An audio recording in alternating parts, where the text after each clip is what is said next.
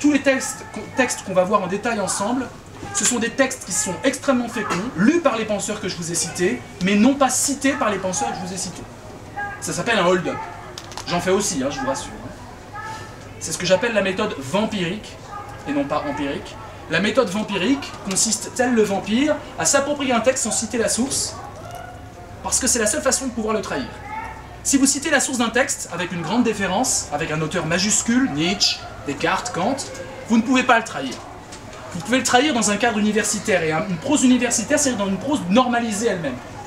Or, le but du jeu, c'est de faire, comme disait Deleuze, des enfants dans le dos, c'est-à-dire d'enculer les philosophes, c'est le mot de Deleuze, excusez-moi, c'est une époque où on pouvait se permettre des mots comme ça en parlant de la philosophie. L'histoire de la philosophie ne doit pas résider dans le fait de se soumettre aux auteurs du passé, mais dans le fait de les sodomiser de façon féconde, Deleuze, je cite Deleuze, de façon à leur faire des enfants dans le dos.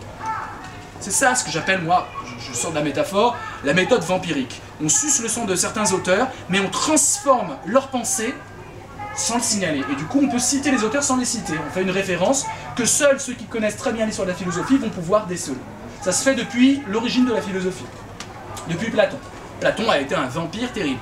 Il a sucé, il les a cités parfois, et parfois il ne les a pas cités, il a sucé beaucoup d'auteurs, le sang, la substantifique moelle des auteurs, pour en faire sa sauce. La première victime de Platon, c'est Socrate, qui est quand même un auteur à part entière, mais on ne sait même plus ce qui de Socrate et de Platon, enfin il a totalement vampirisé Socrate. L'origine de la philosophie occidentale naît d'un acte vampirique.